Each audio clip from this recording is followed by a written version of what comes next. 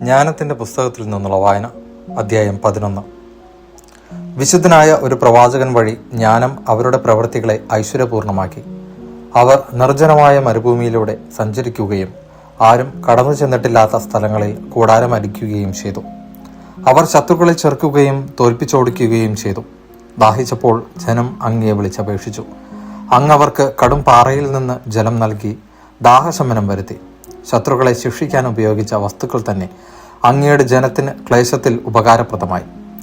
ശിശുഹത്യയ്ക്ക് കൽപ്പന പുറപ്പെടുവിച്ചതിനുള്ള പ്രതിക്രിയയായി രക്തരൂക്ഷിതമായ കലങ്ങിമറിഞ്ഞൊഴുകുന്ന നദിക്ക് പകരം അവിടുന്ന് അവർക്ക് അപ്രതീക്ഷിതമായ രീതിയിൽ സമൃദ്ധമായി ജലം നൽകി.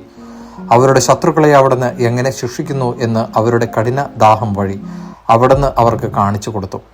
കാരുണ്യപൂർവമായ ശിക്ഷണമായിരുന്നെങ്കിലും തങ്ങൾ പരീക്ഷിക്കപ്പെട്ടപ്പോൾ ദൈവഭക്തിയില്ലാത്തവരെ ക്രോധത്തിൽ ശിക്ഷിക്കുന്നത് എത്ര കഠിനമായിട്ടാണെന്ന് അവർ അറിഞ്ഞു. പിതാവ് തെറ്റുതിരുത്താൻ ശിക്ഷിക്കുന്നത് പോലെ അങ്ങ് അവരെ ശോധന ചെയ്തു. വിട്ടുവീഴ്ചയില്ലാത്ത രാജാവ് കുറ്റവാളികളെ ശിക്ഷിക്കുന്നത് പോലെ അങ്ങ് അധർമ്മികളെ ശിക്ഷിച്ചു. അടുത്തോ അകലെയോ ആകട്ടെ, അവർ ഒന്നുപോലെ വേദന അനുഭവിച്ചു. രണ്ടു വിധത്തിൽ ദുഃഖം അവരെ കീഴ്പ്പെടുത്തി. പൂർവ്വകാല സംഭവങ്ങൾ ഓർത്ത് അവർ ഞരങ്ങി. തങ്ങൾക്ക് ലഭിച്ച ശിക്ഷയിലൂടെ നീതിമാന്മാർക്ക് നന്മ ലഭിച്ചെന്ന് കേട്ടപ്പോൾ അവർ അത് കർത്താവിന്റെ പ്രവൃത്തിയാണെന്നറിഞ്ഞു. പണ്ടേ തങ്ങൾ നിരാലംബരായി പുറന്തള്ളുകയും പുച്ഛിക്ക് തള്ളുകയും ചെയ്തവനെക്കുറിച്ച് സംഭവ പരിണാമം കണ്ട് അവർ വിസ്മയിച്ചു. നീതിമാന്മാരുടെയും തങ്ങളുടെയും ദാഹം വ്യത്യസ്തമാണെന്ന് അവർ കണ്ടു. ദൈവത്തിന്റെ കാരുണ്യം.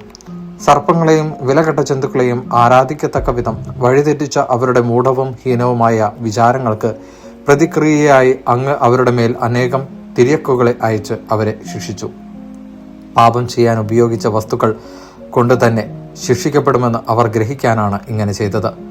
രൂപരഹിതമായ പദാർത്ഥത്തിൽ നിന്ന് ലോകം സൃഷ്ടിച്ച അങ്ങയുടെ സർവശക്തമായ കരത്തിന് കരടികളുടെയോ കൂട്ടത്തെയോ ധീരസിംഹങ്ങളുടെയോ അവരുടെ മേൽ അയക്കാൻ പ്രയാസമുണ്ടായിരുന്നില്ല. അല്ലെങ്കിൽ അജ്ഞാതമായ ക്രൂര ജന്തുക്കളെ പുതുതായി സൃഷ്ടിച്ചയക്കാമായിരുന്നു. അല്ലെങ്കിൽ അഗ്നിമയമായ ശ്വാസം ഊതുന്നതോ കനത്ത ധൂമപടലം തുപ്പുന്നതോ കണ്ണിൽ നിന്ന് തീപ്പൊരി പാറുന്നതോ ആയവയെ അയക്കാമായിരുന്നു. അവ ആക്രമിക്കേണ്ട, അവയുടെ ദർശനം മതി മനുഷ്യരെ ഭയപ്പെടുത്തി നിശേഷം നശിപ്പിക്കാൻ. ശിക്ഷാവിധി പിന്തുടരുന്ന അവരെ അങ്ങയുടെ ഒറ്റ ശ്വാസത്താൽ നിഗ്രഹിക്കാമായിരുന്നു. അങ്ങയുടെ ശക്തിയുടെ ശ്വാസത്താൽ ചിതറിക്കാമായിരുന്നു. എന്നാൽ അങ്ങ് സർവവും എണ്ണിത്തൂക്കി അളന്ന് ക്രമപ്പെടുത്തിയിരിക്കുന്നു. മഹത്തായ ശക്തി അവിടത്തേക്ക് അധീനമാണ്. അങ്ങയുടെ ഭുജബലത്തെ ചെറുക്കാൻ ആർക്ക് കഴിയും? ലോകം അങ്ങയുടെ മുമ്പിൽ ത്രാസിലെ തരി പോലെയും പ്രഭാതത്തിൽ ഉതിർന്നു വീഴുന്ന ഹിമകണയും പോലെയുമാണ്. എന്നാൽ അങ്ങ് എല്ലാവരോടും കരുണ കാണിക്കുന്നു. അവിടത്തേക്ക് എന്തും സാധ്യമാണല്ലോ. മനുഷ്യൻ പശ്ചാത്തപിക്കേണ്ടതിന് അവിടുന്ന് അവരുടെ പാപങ്ങളെ അവഗണിക്കുന്നു. എല്ലാറ്റിനെയും അങ്ങ് സ്നേഹിക്കുന്നു. അങ്ങ് സൃഷ്ടിച്ച ഒന്നിനെയും അങ്ങ് ദ്വേഷിക്കുന്നില്ല. ദ്വേഷിച്ചെങ്കിൽ സൃഷ്ടിക്കുമായിരുന്നില്ല. അങ്ങ് ഇച്ഛിക്കുന്നില്ലെങ്കിൽ എന്തെങ്കിലും നിലനിൽക്കുമോ? അങ്ങ് അസ്തിത്വം നൽകിയില്ലെങ്കിൽ എന്തെങ്കിലും പുലരുമോ?